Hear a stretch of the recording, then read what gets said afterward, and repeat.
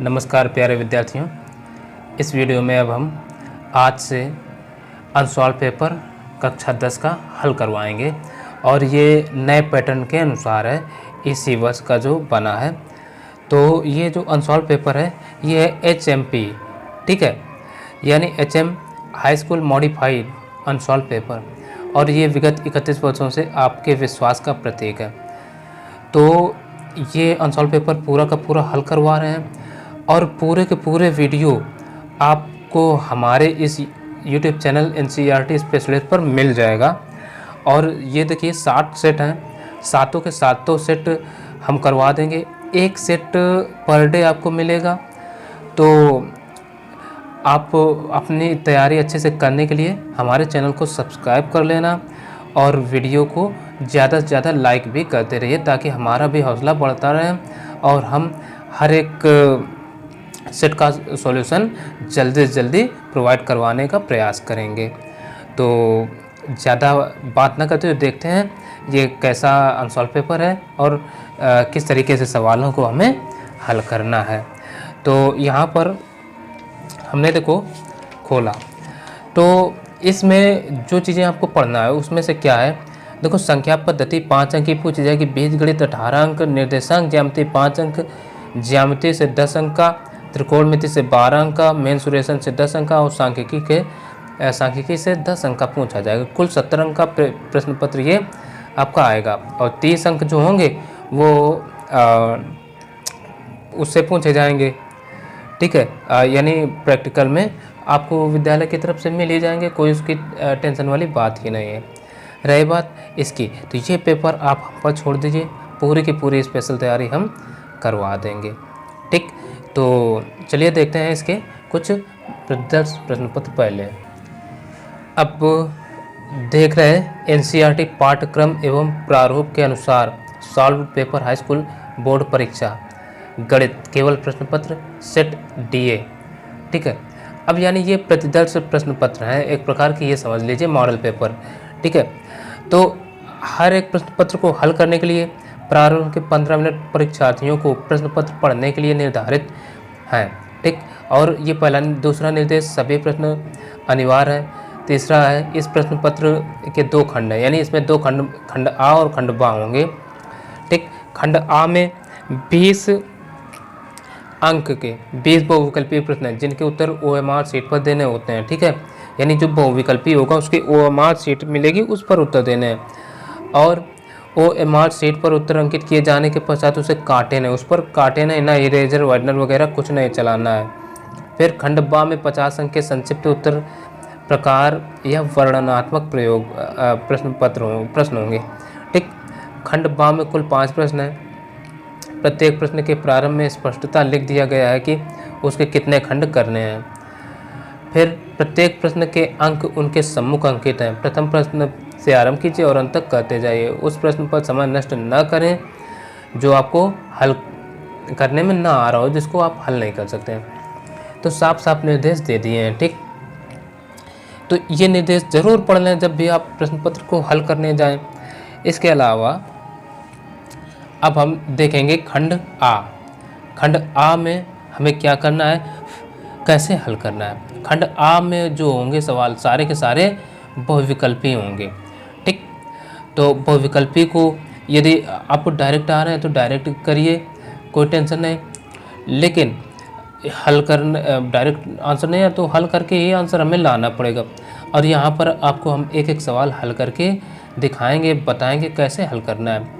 तो चलिए देखते हैं खंड आ, और ये 20 अंक के सवाल होंगे, यानी प्रत्येक सवाल 1 अंक का होगा और ये सारे के सारे 20 के 20 बहुविकल्पी होंगे, ठीक है। तो देखो यहाँ पर कह रहा है बहुविकल्पी प्रश्न। पहला 2 की घात 3 गुणा 3 गुणा 5 तथा 2 की घात 3 गुणा 3 का लासा है। लासा ज्ञात करना है, कैसे ज्ञात करेंगे चलिए समझते हैं। अब यहाँ पर जो पहला प्रश्न है उसमें क्या कह रहा है, 2 की घात 3 गुणा 3 गुणा 5 तथा 2 की घात 3 गुणा 3 का लासा है। तो ये जो दिए हैं इनको हम सबसे पहले लिख लेते हैं, यानी 2 की घात 3 गुणा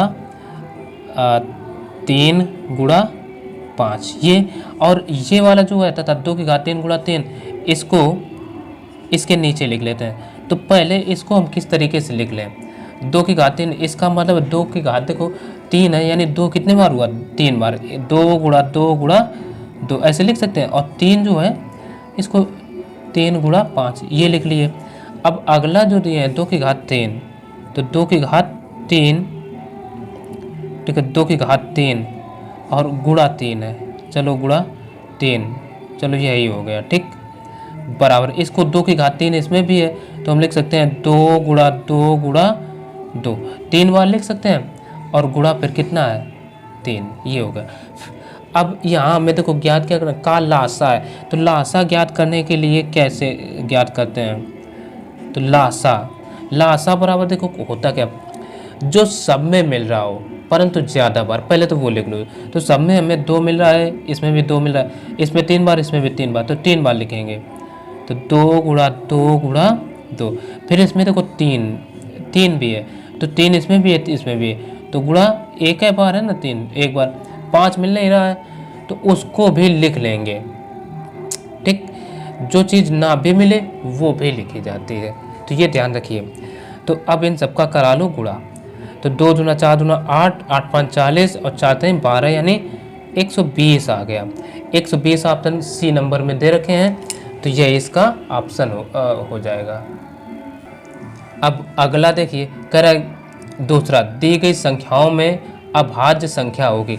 अभाज्य संख्या, इसको लिखने की हमें ज़रूरत ही नहीं है, इसको तो आप डायरेक्टली टेक कर सकते हैं। देखो 0 कोई अभाज्य भाज्य होता नहीं है, 1 भी से मतलब नहीं है, और 8 तो भाज्य है, इसमें 2 का भाग जाएगा, 4 का जाएगा, 2 एक ऐसी संख्या है जो कि अभाज्य है, ठीक है, यानी सी वाला ऑप्शन इसका सही हो जाएगा, ठीक। इसको OMR शीट पर करना है, तो हमें इसमें लिख कर दिखाने की कोई ज़रूरत नहीं, इसका ये सी वाला ऑप्शन सही हो जाए, यानी 2 एक अभाज्य संख्या होती है और यही एक लौती सम संख्या होती है जो कि अभाज्य होती है। इसके अलावा देखेंगे तीसरा, कह किसी बहुपद px का ग्राफ नीचे दिया गया है, px के शून्यकों की संख्या होगी। तो ये हमें ग्राफ दे दिया गया, तो इसको हम ग्राफ में ही समझाए दे रहे हैं। तो देखो ग्राफ में समझने का मतलब है कि जब सवाल हो, यानी ग्राफ हमें ये जो दे रखे हैं ना, सवाल नंबर हम यहाँ तीसरा कुछ समझा लेते हैं, ठीक। तो एक हमें ग्राफ दे दिए, मान लो ये, ठीक, ये क्या कौन सा अक्ष होता है, वाई अक्ष होता है, और ये होता है एक्स अक्ष, ठीक। अब तो ये जो है ये अक्ष है, यानी ये तल है, इसको तल कहेंगे। लेकिन अब जैसे ये है, ठीक, ये कोई मान लो रेखा है, तो कह रहा है शून्यकों की संख्या, जब भी इस तरीके का ग्राफ बनाओ शून्यकों की संख्या पूछे, तो देख लो जो ग्राफ है वो या वक्र वो अक्षों को कितने जगहों पर काट रहा है, ठीक। तो ये जैसे है, एक अक्ष को 2 जगहों पर काट रहा है, एक यहाँ और एक यहाँ, तो इसके शून्यकों की संख्या कितनी हो जाएगी, 2। तो इसलिए इसका ऑप्शन जो है ये 2 वाला सही हो जाएगा, ऑप्शन बी, ठीक। बी में क्या दे रखे हैं, 2, तो यही इसका आंसर हो जाएगा, समझ गए। अब चौथा सवाल देखिए, कह रहा है यदि समीकरण 3x² - 12x + m बराबर 0 के मूल बराबर है तो m का मान होगा। तो देखो इम्पॉर्टेंट सवाल है, इस तरीके का सवाल मान के चले प्रश्न पत्र में एक जरूर पूछा जाएगा। यानी यदि समीकरण, जो समीकरण हमें दे रखे हैं, हम सबसे पहला काम है समीकरण को लिख लेते हैं, ठीक है, हल करने के लिए, है ना। तो 3x² - 12x और प्लस का m बराबर कितना दे रखे हैं, 0, ठीक। फिर क्या कहा, इसके मूल बराबर है, तो देखो और तब m का मान ज्ञात कीजिए। तो एक बात ध्यान रखिए, जब भी मूल बराबर हो, असमान हो, या मूलों की प्रकृति कोई भी दे दे, तो आपको a1 a2 b1 abc के मान निकालने पड़ेंगे कुल मिलाकर के, ठीक। तो यहाँ पर हम a बराबर कैसे निकालेंगे, a बराबर जो x² का गुणांक होगा वो a बराबर लिखा जाता है, ठीक। b बराबर जो x का गुणांक होता है वो b बराबर होता है, x का गुणांक क्या है, -12 है, तो -12, और c बराबर अचर पद, यानी जिसके साथ x नहीं होता है वो होता है c बराबर, ठीक। अब जब मूल बराबर है तो इसमें विविध कर जो होगा इसका ठीक है। तब यहाँ हम दिखाई दे रहे चूँकि मूल बराबर है, बराबर या समान का है, ठीक है, तो इसका सूत्र होता है विविध कर को कैपिटल हम डी से लिखते हैं, कैपिटल डी बराबर सूत्र होता है बी स्क्वायर माइनस 4ac, और यानी जो इसका विविध कर का सूत्र ये होता है बी स्क्वायर माइनस 4ac। यहाँ पर कई बार पूछ लेते हैं यहाँ पर ये बी स्क्वायर माइनस 4ac बराबर ये है क्या, तो ये इतना ये चीज़ जो है ना ये विविध कर, और जब मूल बराबर होते हैं तो इसकी प्रकृति क्या हो जाती है, इसका जो मान आएगा 0 के बराबर आएगा, ठीक। तो इसलिए बराबर में हम 0 करेंगे। अब जो मान निकाले उनको रख दो, बी का मान कितना है 12, यानी तो माइनस 12 का होल स्क्वायर, ठीक। अब देखो ये बराबर छोड़ देंगे, ठीक, ये हमने दिखाया है। अब ए की बराबर यानी इनको लेकर के हल करेंगे, तो बी का मान -12 तो -12 का होल स्क्वायर, फिर -4 एज इट इज इंटू ए का मान देखिए कितना है 3, इंटू सी का मान m है तो m, और बराबर में 0 है तो 0 कर देंगे। तो 12 का स्क्वायर होता है 144, माइनस 4 है 12, और ये m इज इक्वल टू 0, तो चाहे 144 को इधर भेज दो चाहे 12 m को, तो चलो -12 m को इधर रखते हैं और इधर 144 को ला रहे हैं। तो देखो इधर पक्षांतर करके इधर ले गए तो ये चिन्ह बदल गया, माइनस का हो गया। जब भी पक्षांतर किया जाता है तो चिन्ह बदल जाते हैं, तो माइनस माइनस दोनों तरफ कट गए, तो यहाँ से m बराबर आ जाएगा 144/12, 12 से डिवाइड कर दो तो ये 12 बार जाएगा, 12 बार हम 144 होता है, तो यहाँ से m बराबर आ जाएगा 12। अब देखो ये कुछ हमें विकल्प में दे रखे हैं, जी हाँ विकल्प डी में दे रखे हैं, यानी यही इसका आंसर हो जाएगा, यानी विकल्प डी वाला, ठीक। बात यहाँ तक समझ में आई आशा करता हूँ।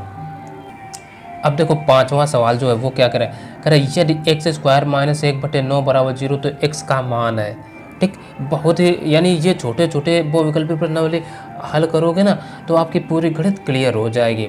तो सवाल हम लिख लेंगे, क्या दे रखा है x स्क्वायर माइनस 1/9 बराबर 0। अब बताओ इसको हल करने के लिए हम क्या कर सकते हैं, इसमें इसको पक्षांतर करके इधर तो ला सकते हैं, तो है ना, तो यही करेंगे। तो यहाँ से x स्क्वायर बराबर आ जाएगा 1/9। अब देखो इधर स्क्वायर है, इधर भी पूर्ण वर्ग संख्या, दोनों पक्षों का ले लो वर्गमूल, तो ये आ जाएगा x बराबर यानी ये प्लस माइनस 1/3 हो जाएगा, यानी दोनों पक्षों का हम वर्गमूल ले लिए। तो अब देखो 9 किसका वर्गमूल होता है 3 का, और 1 तो खुद 1 का ही होता है, तो इसलिए और जब देखो हम द्विघात समीकरण या कोई समीकरण हल करते हैं तो उसमें हम प्लस माइनस लिखते हैं, ठीक। और कोई दूरी वगैरह होती तो माइनस को छोड़ दिया जाता, नहीं वैसे एग्जैक्टली हम प्लस माइनस में ही सदैव लेते हैं, ठीक। तो यही इसका ऑप्शन आंसर हो जाएगा, ऑप्शन कौन सा, सी वाला, ये ठीक, सी वाला इसका करेक्ट हो जाएगा। जान गए, समझ गए।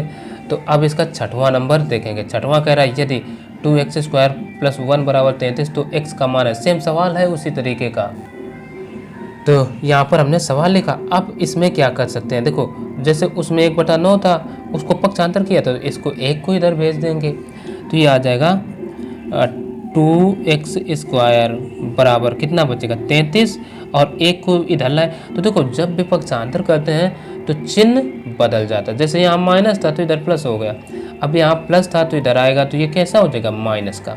इस बात को ध्यान रखिए छोटी छोटी। तो अब यहाँ से बचेगा 2x स्क्वायर बराबर 33 में गया 32 बचा। अब यहाँ से x स्क्वायर बराबर 2 को इसके बटे भेज देंगे तो ये 32/2 आ जाएगा, 2 एकम 2 और 2 छंग 12, यानी ये x स्क्वायर बराबर 16 आ गया। तो यहाँ से इसका भी वर्गमूल ले लो, 16 किसका वर्ग होता है 4 का, तो ये प्लस माइनस 4 हो जाएगा, प्लस माइनस 4। अब इसका यही आंसर हो जाएगा। अब देखो ऑप्शन में देख लो हमें कोई मान दे रखे हैं, हाँ डी वाला ये, तो ये इसका करेक्ट आंसर हो जाएगा डी वाला, ठीक। आप ऑप्शन में जो OMR सीट होगी उस पर फिल कर सकते हैं। हम OMR सीट भी आपको दिखाएंगे कैसी आएगी। अब देखिए यहाँ पर जो 7वां सवाल है उसमें क्या कह रहा है यदि, ये देखिए कह रहा है यदि समीकरण x + y = 10 का एक हल x = 3m + 2 तथा y = 4 है तो m का मान ज्ञात कीजिए। तो अब देखो, मतलब ये जो x + y = 10 है, इसी का एक हल यानी 3x, मतलब कि x = 3m + 2 है, तो y का मान 4 दे दिए हैं और m का हमें मान ज्ञात करना है। तो ऐसी कंडीशन में हमेशा देखिए, हमें किसी एक चर का मान पता है क्या? यदि एक चर का मान पता हो तो वो मान उठा करके जिसमें दोनों चर दिए उसमें रख दो। अब जैसे इसमें तो y का मान है तो y इसमें तो है ना, इसमें तो इसमें हम उठा करके y का मान रख देंगे और y का मान जैसे ही रखेंगे तो x का मान निकल आएगा और ये x का मान इसमें रख देंगे, m का मान निकल आएगा। यही करना है और कुछ नहीं। तो सबसे पहले हमने लिख लिया x + y = 10, समीकरण एक, इसको x = 3m + 2, दूसरा y = 4, m का मान ज्ञात करना है। तो क्या करो, समीकरण एक में y = 4 रख दो। हमने लिखा समीकरण एक में y = 4 रखने पर रख दो भाई। तो देखो y = 4 है तो ये क्या हो जाएगा x + y के स्थान पर हम 4 रख देंगे, y हटाएंगे तो 4 = 10। तो यहाँ से x बराबर कितना आ जाएगा 10 - का 4, तो यहाँ से x = 6 हो जाएगा। इतना हो गया। अब ये जो 6 आ गया इसको समीकरण 2 में रख दो। अब क्या करेंगे, x का मान समीकरण 2 में रखने पर 2 में रखेंगे तो अब 2 है क्या, x बराबर है ना 3m + 2, तो x = 3m + 2 है तो x के स्थान पर हम कितना रखेंगे 6 = 3m + 2। अब इधर थोड़ा आगे हल करेंगे, 2 के इधर ले आओ तो ये आ जाएगा 6 - 2, इधर देखो पक्षांतर करके ला रहे। जब ये पक्षांतर करते हैं इधर से उधर कोई चीज़ ले जाते हैं तो चिन्ह बदल जाते हैं। तो -2 बराबर आ जाएगा 3m। तो 6 में 2 गए, बचा कितना, बचा 4, तो 4 = 3m। तो यहाँ से हमें m का मान ज्ञात करना है तो 3 इसके बटे में आ जाए, इधर गुणा में है तो यहाँ से m बराबर आ जाएगा 4/3। ऑप्शन देखो कोई दे रखे हैं क्या, 4/3, हाँ ए नंबर में 4/3 दे रखे हैं। तो इसलिए ये विकल्प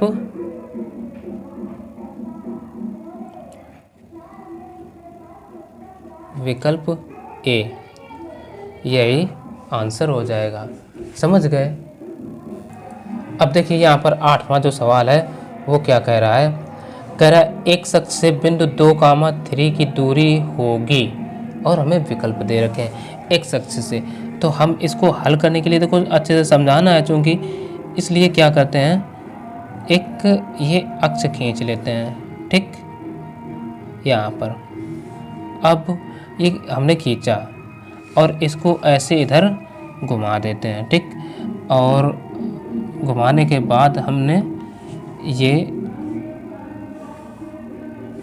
ऐसे खींच लिया, ठीक, नंबरिंग करके दिखाई दे रहे हैं। तो यहाँ पर देखो एक हमने प्लेन बना रखा।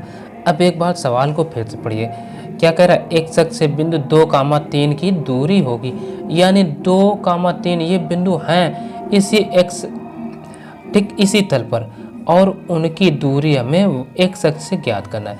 तो सबसे पहले हम पता करेंगे ये 2,3 ये बिंदु जो हैं ये कहाँ पर होंगे। तो ये होता है हमारा मूल बिंदु, ठीक, और इसकी दूरी सदैव होती है 0,0, तो यानी ये 0 हो गया।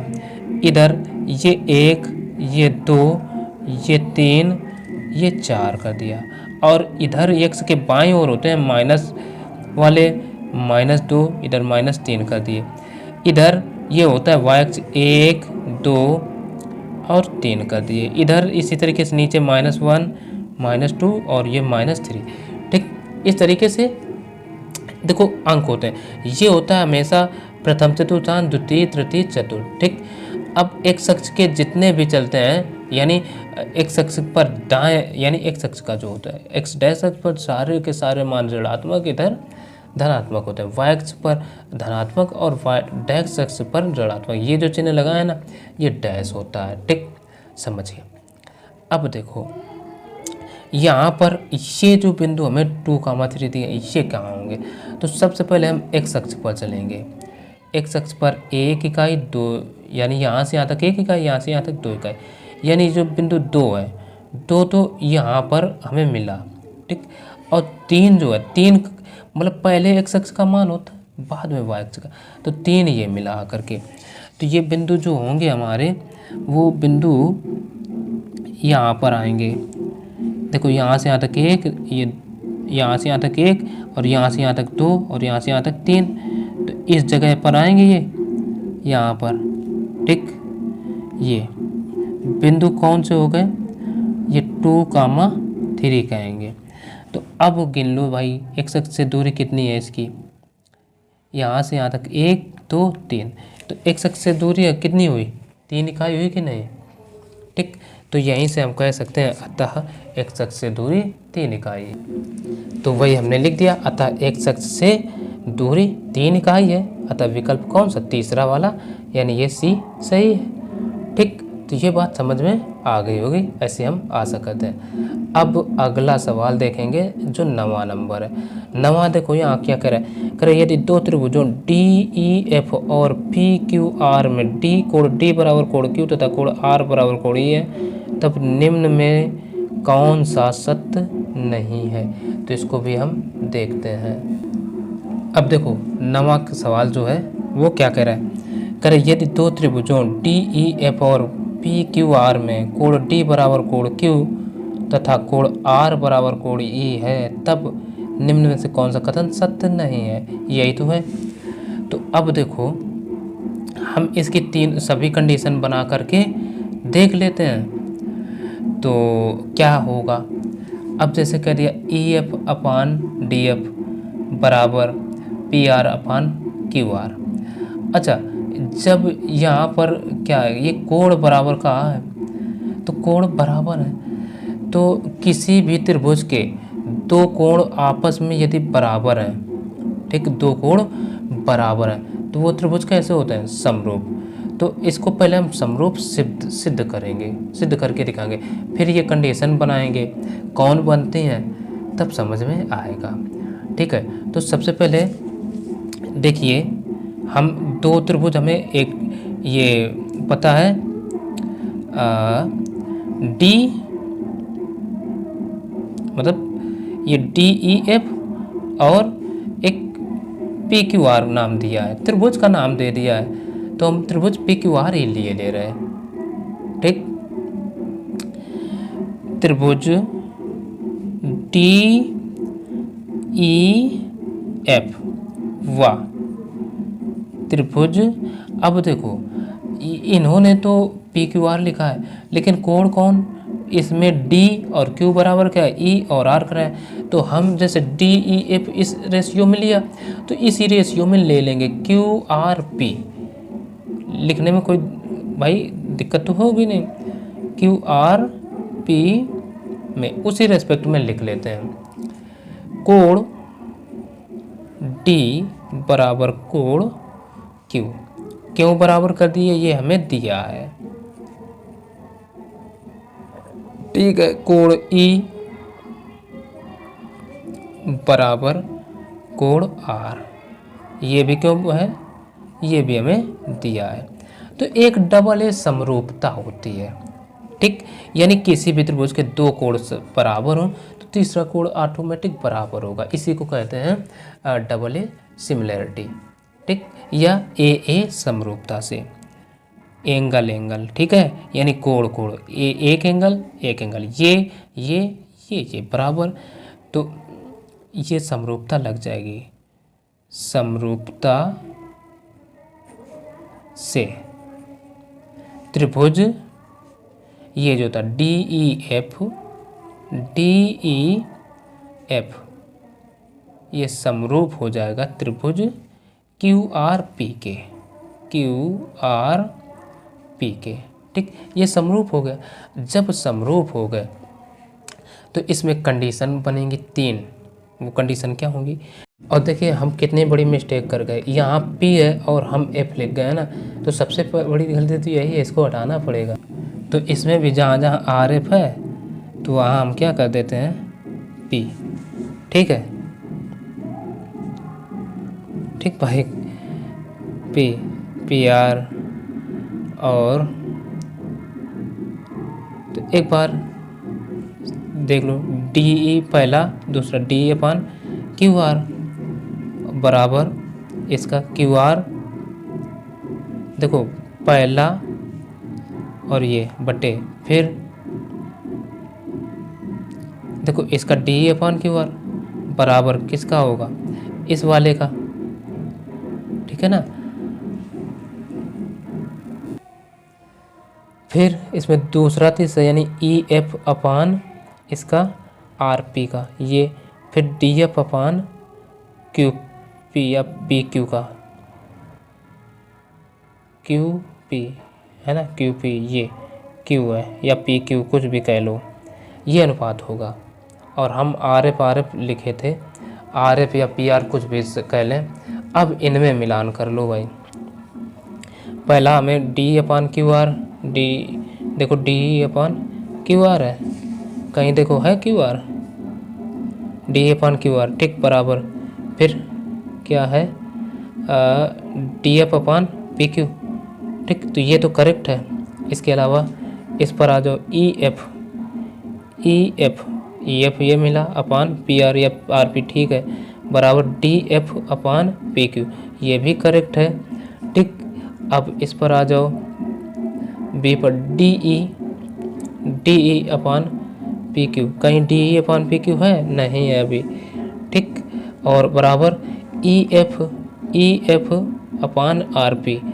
EF/RP ये तो है, लेकिन PQ बटे में नहीं है DE के, ठीक है। और इसको देख लो, EF/RP ये मिला बराबर DE/QR, यानी इसका ये जो नंबर है, ये वाला आप समझ सकते हैं ना, यही सही नहीं। तो ऑप्शन कौन सा हो जाएगा, B। तो ऑप्शन देख सकते हैं, DE/PQ बराबर EF/RP, B वाला यही इसका उत्तर हो जाएगा, ठीक। तो अब आगे के सवाल देख लेते हैं। अब देखिए सवाल नंबर 9। यहाँ पर 9 क्या कह रहा है, करे दो त्रिभुजों, नहीं ये हो गया 10वां, करे दी गई आकृति में x का मान ज्ञात कीजिए यदि DE समांतर BC है। तो यहाँ पर हमें DE समांतर BC, यानी ये भुजा और ये भुजा ये कैसी हैं, समांतर दे दिए हैं, ठीक, समांतर हो गई। तो इसको हम लिख सकते हैं DE समांतर BC के, ये समांतर है, ठीक। तो कह रहा है अनुपात, मतलब x का मान ज्ञात कीजिए।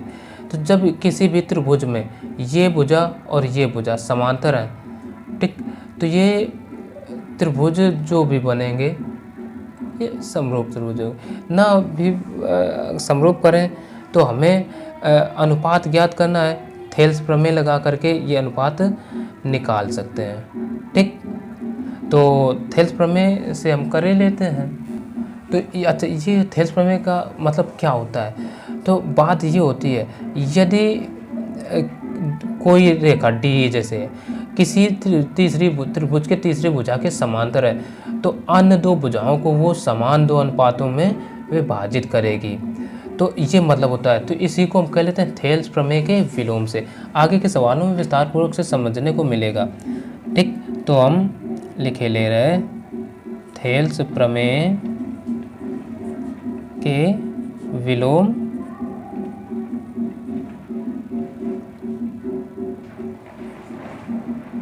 अरे थेल्स प्रमेय से ही है, ठीक, थेल्स प्रमेय से, थेल्स प्रमेय मालूम कर रहे। तो अब इसमें हो क्या जाएगा, समान अनुपात में विभाजित करते हैं। हमें पता है यदि ये भुजा समांतर है तो ये अनुपात बटे ये बराबर ये बटे ये होगा। ये कंडीशन आप याद ही रखें। तो यहाँ क्या हो जाएगा, AD बटे बी डी बराबर इधर से ए अपान इधर से ई सी। तो ए डी का मान कितना है 6 बटे बी डी का मान कितना है 3 बराबर इधर से ये कितना है 9 और ये है x। 3 एकम 3, 3 दूना 6, तो इधर से बचा 2 बराबर 9 बटे x का इधर गुणा 2 को इधर भेज दो, तो यहाँ से आ जाएगा x बराबर 9 बटे 2, 2 से काट दो तो बराबर आ गया 4.5, यानी x बराबर कितना आ गया 4.5। यही इसका आंसर हो जाएगा भाई। ठीक, तो सवालों को समझिए अच्छे से। अब देखते हैं सवाल नंबर 11वां। यहाँ पर 11वां जो है वो क्या कहता है। 11वां कह रहा है कि निम्न चित्र में ए बी सी डी एक चक्रीय चतुर्भुज है। पी बी क्यू बिंदु बी पर वृत्त की स्पर्श रेखा है। यदि कोण डी बी पी बराबर 55 अंश हो तो बी सी डी का माप ज्ञात कीजिए। ठीक, ये चित्र बना है। ठीक, तो ये चित्र हमने सबसे पहले बना लिया। अब रही हल करने की पारी, तो हल करेंगे। हल करने के लिए देखो ये सवाल बड़ा हो सकता है, ठीक है, 1 नंबर का दे दिया है तो क्या हुआ, लेकिन कभी कभी ये प्रश्न पत्र में जब इसको हल करेंगे ना तो काफ़ी बड़ा खींचेगा। तो इसलिए अगर अच्छे से गणित समझ चुके हैं तो हल करना बहुत आसान रहेगा, सीधे आप आंसर टिक कर सकते हैं। लेकिन हल नहीं किया है तो आपको हल करना पड़ेगा, हल करने में समय लगेगा यदि विस्तार पूर्वक लगा रहे हैं तो। हालांकि हम यहाँ पर आपको अच्छे से समझाते हैं। ठीक, तो ये अभी चित्र बनाया। चित्र बनाने के लिए अब देखो बन गया मान लो। अब इसमें हम थोड़ी सी करेंगे रचना। रचना क्या करेंगे, मान लेते हैं ये इसका केंद्र O है। ठीक, O केंद्र होगा। चित्र में देखो नहीं दे हैं लेकिन ये हमने माना। अब क्या करो, इस केंद्र को यहाँ से इसको हम ऐसे मिला देते हैं। ठीक है, डॉटेड लाइन से इधर भी मिला दो। ठीक, इधर भी मिला दो। इधर ये पता है ये दोनों क्या हो बन रही हैं, त्रिज्याएं बन रही हैं। कोई दिक्कत। तो अब जब ये त्रिज्या हो गई, अब हम क्या करते हैं, अब देखो ये हमें पता है त्रिज्या इस स्पर्श रेखा पर सदैव लंब होती है। नहीं पता है तो याद रखिए ये एक पी क्यू जो है या पी बी क्यू कह सकते हैं, एक स्पर्श रेखा है और ये स्पर्श रेखा पर सदैव लंब होती है। क्या लंब होती है, त्रिज्या। तो अगर बात करें तो ये कोण यहाँ से यहाँ तक का जो भी बनेगा ये इतना पूरा कितना हो जाएगा, 90 अंश हो जाएगा। लेकिन अगर इतने कोण की केवल हम बात करें तो इसको हम यदि थीटा मान लें, ठीक, और तो ये थीटा हो जाएगा। अब ये इतना थीटा हो जाएगा। अब ये भी तो त्रिज्या है, ये भी त्रिज्या है, ये और ये दोनों भुजाएं क्या होंगी, बराबर होंगी। तो बराबर भुजाओं के सम्मुख कोण भी बराबर होते हैं। तो ये भी कोण तो इतना थीटा ये तो होगा। ठीक है भाई, होगा कि नहीं होगा, यहाँ कॉन्सेप्ट समझिए।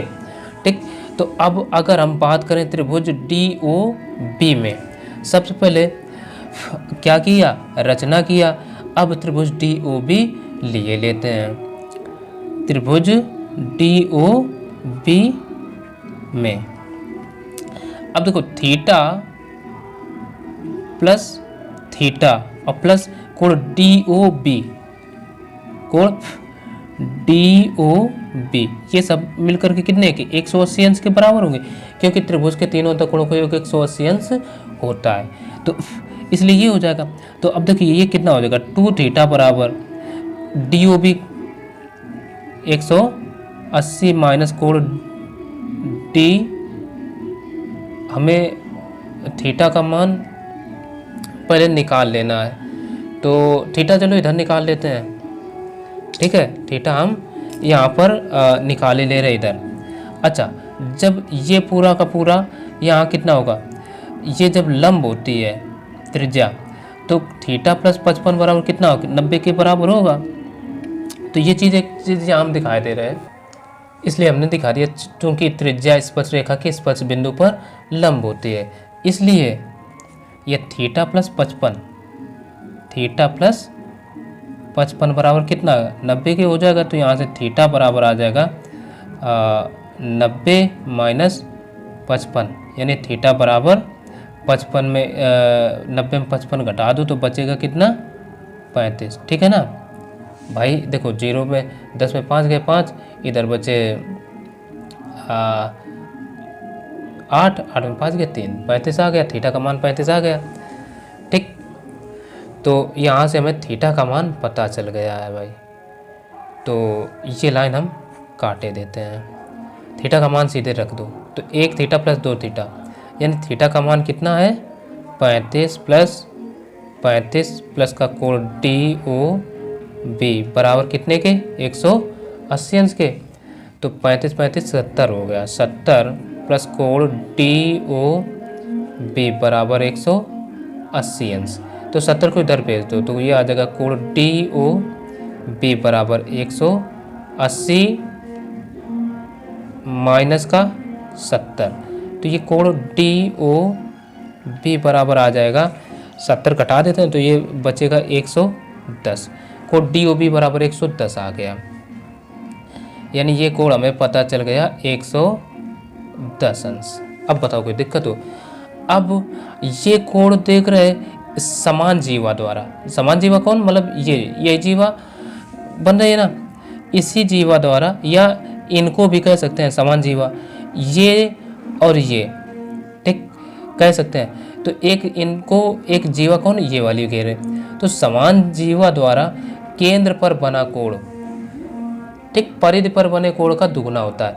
तो देखेंगे कैसे, जैसे ये इधर को मुंह है तो इसका भी मुंह इधर को होना चाहिए, समान मुंह वाले ऐसे पहचानिए आप। ठीक, तो ये कोण इसका दुगुना है, यानी इस कोण की बात करें तो इसका आधा होगा। ठीक, और हमसे क्या पूछा है, यही कोण BCD ये तो पूछा है, BCD की माप ज्ञात कीजिए। तो ज्ञात कर लेते हैं। तो अब हम आपको बता देते हैं। अब देखिए, चूंकि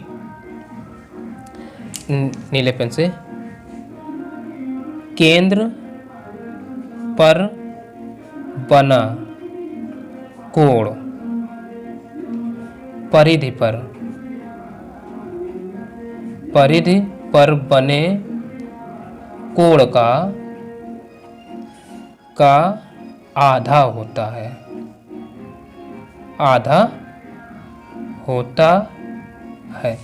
ठीक, इसलिए ये कोण जो होगा परिधि पर कौन केंद्र पर कौन सा बन रहा है, कोण DOB, कोण DOB बराबर केंद्र पर बने परिधि पर बने कोण का, केंद्र पर बना कोण परिधि पर बने कोण का आधा नहीं भैया दुगुना होता है, दुगुना होता है। ठीक, चूंकि यह मतलब ये कोण इसका दुगुना है तो कोण DOB बराबर क्या हो जाएगा, ये 2 गुणा कोण DAB होगा, DAB ये समझिए। तो DOB का मान हमें कितना 110 पता है, बराबर ये हो जाएगा 2 कोण DAB। तो 2 को इसके बटे भेज दो तो ये आ जाएगा 110 बटे 2 बराबर कोण DAB। ठीक, तो इसे डिवाइड कर दो तो आ जाएगा ये 55 बराबर कोण DAB। हमसे कौन सा कोण पूछा था, BCD। BCD क्या याद करना है, कोण DAB हम ले आए केवल 55 अंश। अब चूंकि ये चक्रीय चतुर्भुज के सम्मुख कोणों का योग 180 अंश होता है। ठीक, तो हम कोण A प्लस कोण C कह सकते हैं, कोण A प्लस कोण C बराबर 180। क्यों, चूंकि चक्रीय लिख दे रहे हैं तो यहाँ पर हमने लिख कर दिखा दिया, चूंकि चक्रीय चतुर्भुज के सम्मुख कोणों का योग 180 अंश होता है इसलिए। तो कोण A अभी निकला यानी DAB है ना, तो कितना आ गया 55 प्लस कोण C बराबर कितना 180 के हो जाएगा। तो यहाँ से कोण C बराबर 180 माइनस 55। ठीक, तो घटा देते हैं, इधर लिख सकते हैं। तो देखो सी मतलब चाहे हम बी सी डी कहें या कोड सी, बीच वाला बीच में है ना, तो हम लिख सकते हैं, इसलिए कोड बी सी डी बराबर 155 घटा दो तो बचेगा कितना, 135। भाई देखो इसमें इतने गए, 5 बचे आखिरी में। अब इधर बचे 7, 7 में 5 गए 2, 125। तो यही इसका आंसर हो जाएगा। 125 दे रखे हैं, हाँ डी नंबर में 25 100 दिया है, तो यही इसका आंसर हो जाएगा, समझ लीजिए। ठीक, अब देखते हैं यहाँ 12वां नंबर। 12वां जो है कह रहा है निम्न चित्र में ओ वृत्त का केंद्र है। ठीक, फिर कह रहा है बाह्य बिंदु पी से पी ए तथा पी बी स्पर्श रेखाएं खींची गई हैं। यदि कोण ए सी बी बराबर 50 अंश हो तो कोण ए पी बी की माप होगी। ये हमें चित्र दे दिया गया। ठीक, तो सबसे पहला काम है यही सेम चित्र हमें बना लेना है। अब देखिए 12वां सवाल कह रहा है निम्न चित्र में ओ वृत्त का केंद्र है, बाह्य बिंदु P से PA तथा PB स्पर्श रेखाएं खींची गई। यदि कोण AC बराबर 50 अंश हो तो APB की माप होगी। यानी कोण ACB बराबर 50 अंश दे दिया गया और हमसे पूछा कौन सा, APB, यानी इस कोण की माप हमसे पूछी है, यानी ये वाला कोण हमसे पूछा गया। ठीक, तो इसको भी हल करेंगे। हल करने के लिए हमें एक काम करना होगा। काम वो ये कि हमें एक कोण ज्ञात करना होगा। ठीक है, तो उसके लिए थोड़ी सी रचना करके यहीं पर देख लें। 1 नंबर का सवाल लिखने की ज़रूरत नहीं। ठीक, तो रचना क्या करते हैं, ये काम इधर से भी। अच्छा, ये क्यों कर रहे हैं, क्योंकि हमें पता है स्पर्श रेखा, स्पर्श त्रिज्या जो है स्पर्श रेखा की स्पर्श बिंदु पर लंब होती है। ठीक, इसलिए ये कोण इतना 90, ये कोण इतना 90 अंश का हो जाएगा। अब यहाँ से ये चीज़ कॉन्सेप्ट तो क्लियर हो ही रहा होगा। ठीक है, 90 अंश हो जाएगा। अब भाई 90 अंश जब ये हो जाएगा तो एक बात तो क्लियर है कि कुछ तो हम आगे कर सकते हैं। बिल्कुल, तो कर सकने का मतलब अब यहाँ पर अगर हम ये कोण देखें, ये और ये, इसका मुंह एक ही ओर है दोनों का, इसका मतलब ये समान जीवा द्वारा बन रहे हैं, यानी ये जीवा है। ठीक, तो इस जीवा द्वारा बन रहे हैं तो ये कोण इसका कितना होगा, आधा होगा कि नहीं होगा, यानी केंद्र पर बना कोण परिधि पर बने कोण का दुगना होता है। ये कॉन्सेप्ट हम लगा सकते हैं कि नहीं। ठीक, तो यही लिखेंगे। तो ये चीज़ आपको लिख देना है। 1 नंबर का सवाल है तो ना लिखें, कोई दिक्कत नहीं। ठीक है, लेकिन यहाँ हमने लिख दिया है। अब देखो, इसलिए कोण जो होगा AOB, कोण AOB केंद्र पर बन रहा है ना, AOB बराबर हो जाएगा 2, अच्छा इसका नाम C है, इंटू कोण ACB हो जाएगा। AOB का मान पता है नहीं है, तो 2 इंटू ACB का मान 50 है तो 50 रख दो, तो यहाँ से कोण AOB बराबर आ जाएगा 100। ये जो कोण है ये वाला 100 अंश आ गया। अब ये 90 और ये कोण हमें पता चल गया 100। ठीक है ना, ये 100 पता चल गया, 100 ये वाला कोण, ये हमें 100 पता चल गया। तो अब हम इसको त्रिभुज का जो चतुर्भुज का नियम है उसको लगा करके निकाल सकते हैं। ठीक, अब कोण इसको हम सीधे मान लो नाम दे दो 1, इसको 2, ठीक है, इसको 3, इसको P कह लेंगे। ठीक, कोण 1 प्लस कोण 2 प्लस कोण 3 प्लस कोण P बराबर कितना, 360 के। क्यों होगा, चतुर्भुज के योग गुणन से। तो इसको हम लिख सकते हैं एक एंगल सम प्रॉपर्टी, यानी AS sum property of quadrilateral ASPQ, angle sum property of quadrilateral, ऐसे लिख लिया। ठीक, तो अब देखो कोण 1 का मान 90 अंश होगा, पता है, प्लस कोण 2 का मान भी 90 होगा, प्लस कोण 3 का मान ये 100 निकल कर आया इधर से AOB 100, प्लस कोण P बराबर 360, इनको सबको जोड़ लो, 9 9 18 और 100, ये 280 हो गया, प्लस कोण P बराबर 360 अंश, तो इसको इधर भेज दो, तो यहाँ से कोण P बराबर 360 माइनस का 280, तो ये कोण P बराबर 360 में 280, अब घटा देंगे तो जीरो में जीरो गया जीरो। अब 36 में 28 घटा दो, ठीक, 36 में 28 तो 8 है बचेंगे, तो हम लिख सकते हैं, इसलिए कोण कौन सा पूछा था, APB,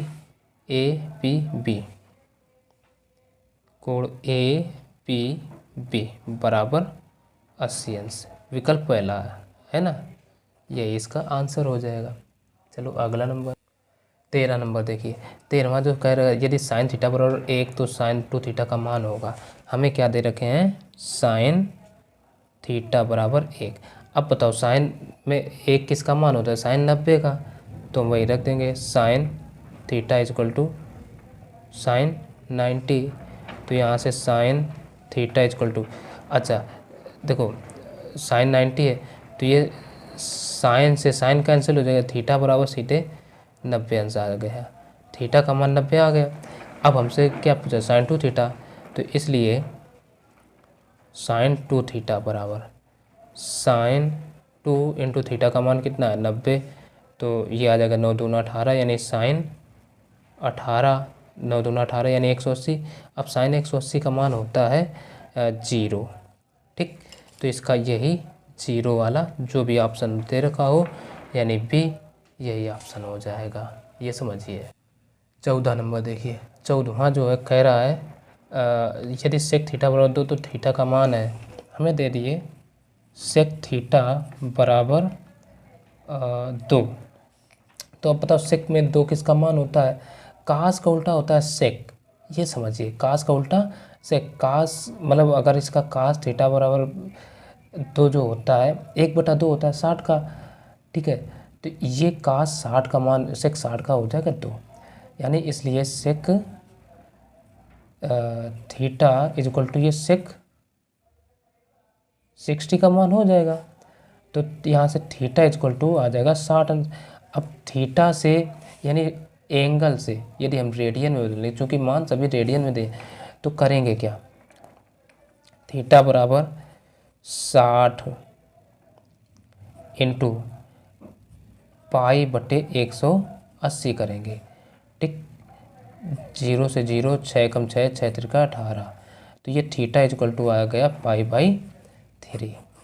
ऑप्शन कौन सा है, बी, यही आंसर हो जाएगा, ठीक। 15 कह रहे यदि एक घटना की प्रायिकता p है, इसके पूरक घटना की प्रायिकता होगी 1 - p, क्योंकि कभी भी घटना के घटित होने और ना होने की का जो योग होता है 1 होता है, तो 1 में से p, जब 1 हमें p पता है कि प्रायिकता p है, तो 1 में से घट जाएगा, तो ये सी नंबर इसका आंसर हो जाएगा, समझ लीजिए, ठीक।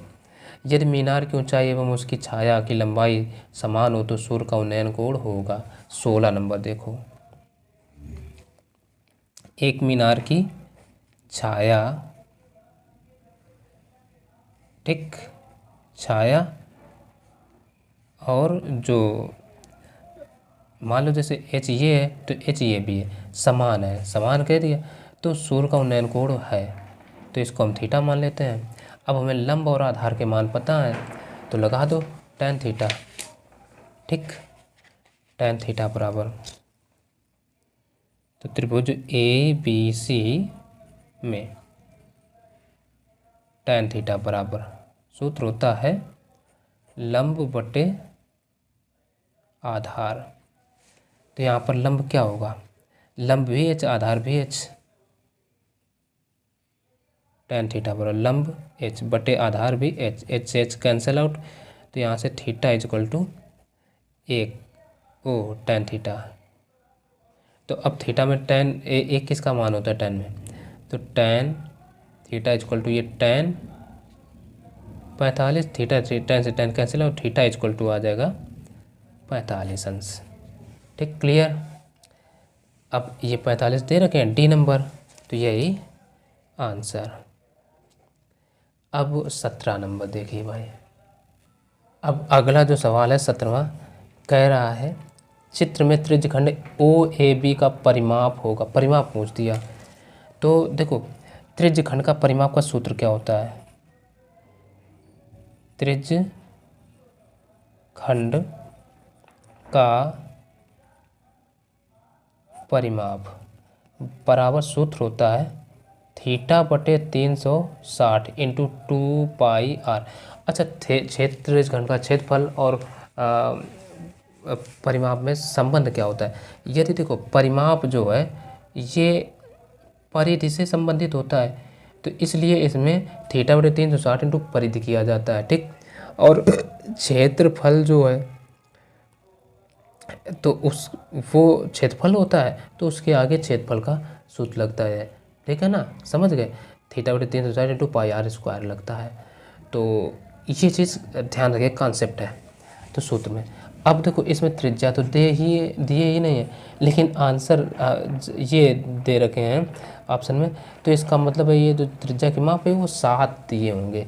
तो 7 करके यदि हम करेंगे तो हल हो जाएगा।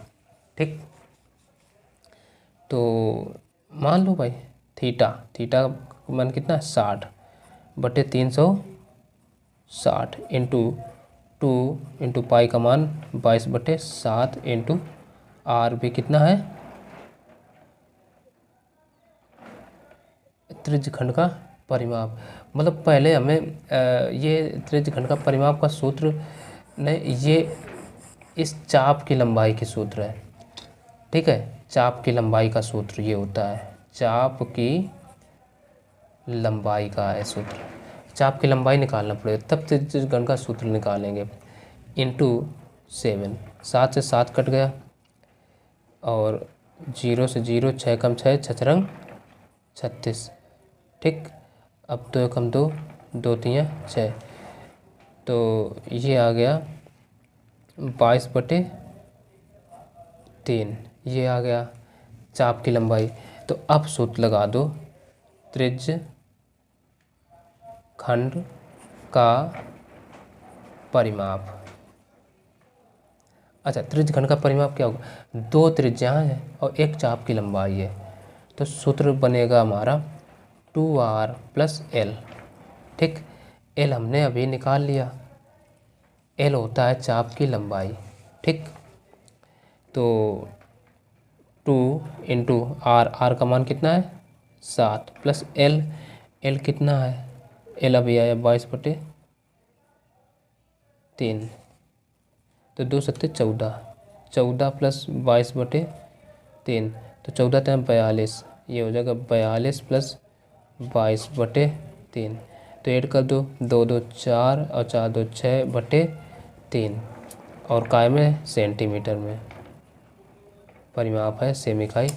तो यही इसका आंसर हो जाएगा, यानी ये ऑप्शन हमें ए नंबर वाला आ रहा है। कैसे, जब हमने r साथ लिया तब आया। ठीक है, तो समझ गए होंगे। 18वां सवाल देखिए, पढ़िए क्या कह रहा है। कह रहा है 3 घन जिनकी कोरें क्रमशः 3, 4 और 5 सेंटीमीटर है को जोड़कर एक घनाभ बनाया जाता है। इस प्रकार बने घनाभ की सबसे बड़ी कोर होगी। देखो सवाल का कॉन्सेप्ट समझिए भाई, यहाँ हमसे घन की कोर नहीं पूछी है या ये वो नहीं पूछा है, कुल मिलाकर के घनाभ की सबसे बड़ी कोर पूछी है, जो इस प्रकार से। देखो इनको जोड़ कर कहा है, ना कि पिघला कर। यहीं बच्चा कन्फ्यूजन कर देता है और वो दूसरी चीज़ निकाल लेगा। ठीक, 3, 4 और 5 ये सेंटीमीटर के हैं। अब इनसे क्या बनाया गया, घनाभ बनाया, घनाभ की।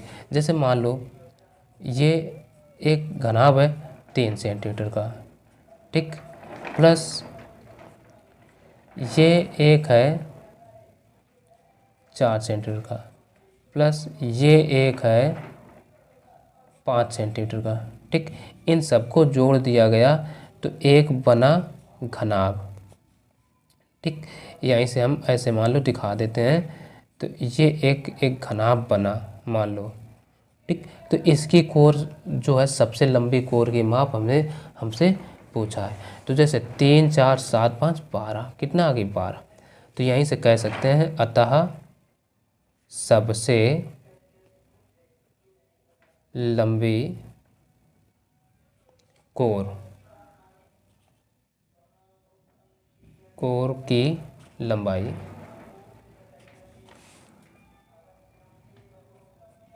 बराबर कितनी होगी 12 सेंटीमीटर। ठीक, ये आंसर हो गया। 19वां सवाल देखिए।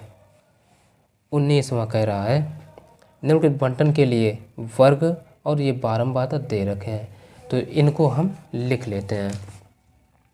19वां नंबर लिख लो भाई, वर्ग अंतराल वर्ग, और इधर बारंबारता। क्या कहा, 0 से 5, फिर 5 से 10, फिर 10 से 15, फिर 15 से 20, 20 से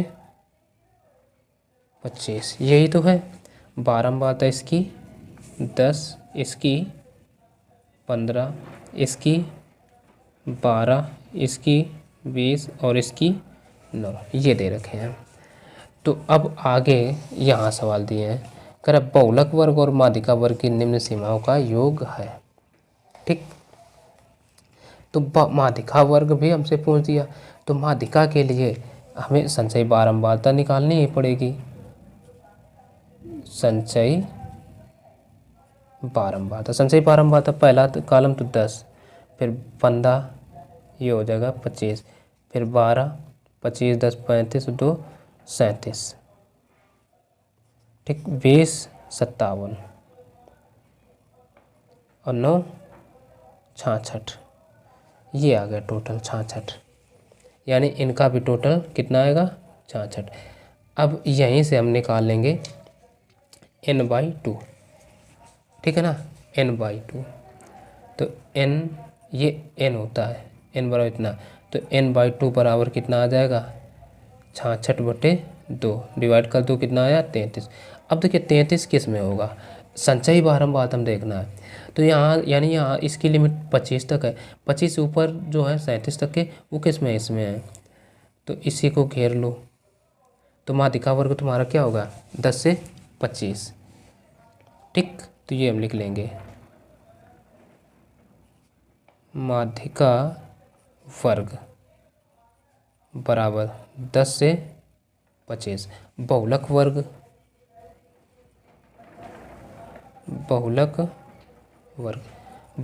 वर्ग वो होता है जिसकी बारंबारता एक्चुअल में सबसे अधिक हो, इसकी 20 की सबसे अधिक है, तो ये हो जाएगा बहुलक वर्ग 15 से 25, नहीं 15 से 20। ठीक, अब सवाल में क्या कहा था बहुलक वर्ग और माध्यिका वर्ग की निम्न सीमाओं का योग है। ठीक, तो निम्न सीमाओं का योग कर लो। निम्न सीमाओं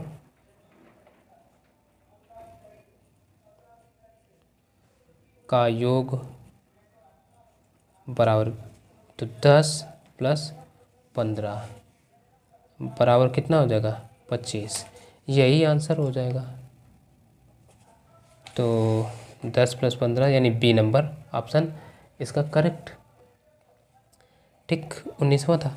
अब 20वां क्या है, कह रहा किसी थैले में कुछ टिकट हैं जिन पर 1 से 40 तक संख्याएं अंकित हैं। इनमें से यादृच्छिक रूप से एक टिकट निकाला जाता है, इसकी प्रायिकता निकालें गए इस टिकट की संख्या 5 का एक गुणज है।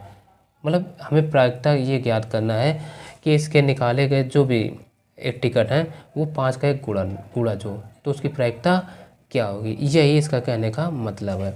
ठीक, तो सवाल को देखते हैं। तो इसको हल करने के लिए यानी ये थैले में 1 से 40 तक की संख्या अंकित है। अब 1 से 40 तक की जो 5 से विभाजित होंगे तो वो कौन कौन सी होंगी? तो जो 1 से 40 तक के मध्य की जो संख्याएं होंगी वो 5 से जो विभाजित कौन होगी? 5, 10, 15, 20, 25, 30, 35, 40 यही होंगी, इनके अलावा तो कुछ हो नहीं सकती। अब देखो क्या है, इसमें से यादृच्छिक रूप से एक टिकट निकाला जाता है। यानी थैला जो है, थैला के अंदर मान लो ये थैला है, ठीक, थैला के अंदर 40 संख्या भरी, एक हम पर्ची कोई निकालें अचानक, ठीक, तो ज़रूरी नहीं है कि 40 में से 40 5 के गुणज हो, तो उनमें से संभावना जो बनेगी 1 2 3 4 5 6 7 8 8 ही संभावना ऐसी बनेगी जो कि 5 से विभाजित होंगी, बाकी तो नहीं होंगी ना। तो इसलिए हम लिख सकते हैं थैले